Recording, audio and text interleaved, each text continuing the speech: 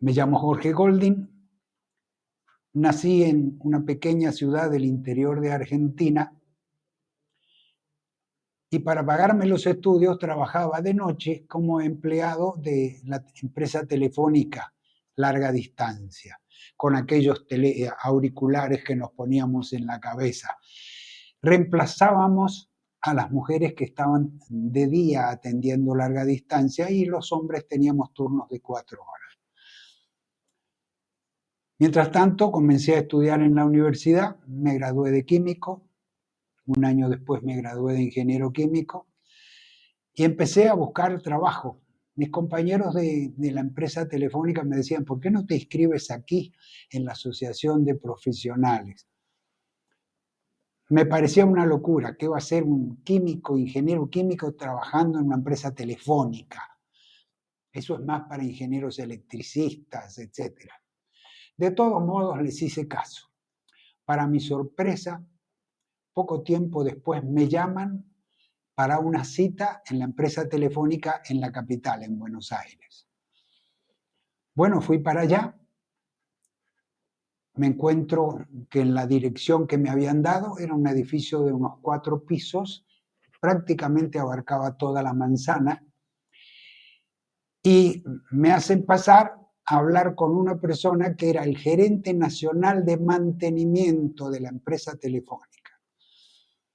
Por supuesto, yo asustadísimo, no sabía de qué se trataba, y me explica, dice, tenemos problemas serios de corrosión en todo el país, pero fundamentalmente en Buenos Aires. Y me explicó que el metro de Buenos Aires, uno de los 10 primeros metros del mundo que se construyó, fue realizado por los ingleses en 1913. Los vagones eran de madera, muy viejos. ¿Y cuál era el problema con la empresa telefónica? La corriente que alimenta a los metros regresa por los rieles de rodamiento. Las ruedas son metálicas. Entonces, ¿qué pasa? Que parte de esa corriente se va por el suelo y afecta a tuberías de agua, tuberías de gas, cables eléctricos, cables telefónicos. Todos los días me llegaban al laboratorio muestras de cables llenos de perforaciones por las corrientes del metro. Bueno, me tocó ese primer trabajo, diseñar laboratorio, contratar personal y empezar a entender de qué se trataba ese fenómeno extraño de la corrosión, que en la universidad lo habíamos visto en teorías, pero nunca lo habíamos enfrentado en la realidad.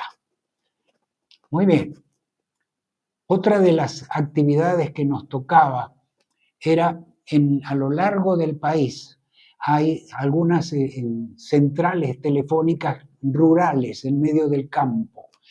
¿Y cómo se alimentan de energía? Tienen tanques de combustible enterrados, que por supuesto llevan revestimientos, protección catódica, etc. Como el metro afectaba a todas las empresas de servicios, había una asociación de todas ellas que nos reuníamos una vez al mes. Allí yo era el novato, aprendí con gente de mucha experiencia, sobre todo los de tuberías de gas, un problema muy crítico porque pueden escaparse gas, crear incendios, explosiones, sumamente riesgoso, como lo es con las estaciones de servicio que hay combustible enterrado. Por otra parte, comencé a aprender las distintas técnicas que se usan para distintos tipos de estructuras. Y una de ellas muy difícil eran las tuberías de agua, algunas de hasta 2 metros de diámetro enterradas, muy difíciles de proteger, muy difícil de calcular cómo protegerlas, cómo se hacían los estudios de suelo, etcétera, etcétera. Bueno, así comenzó un poco mi carrera profesional.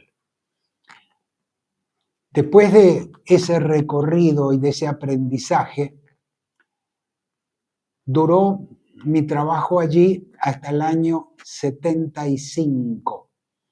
en la ciudad de Buenos Aires, cuando lamentablemente comenzó una crisis económica terrible.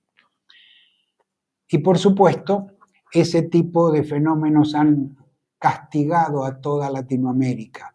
Hoy el país donde estás está muy bien, mañana te va a tocar migrar en busca de mejores horizontes.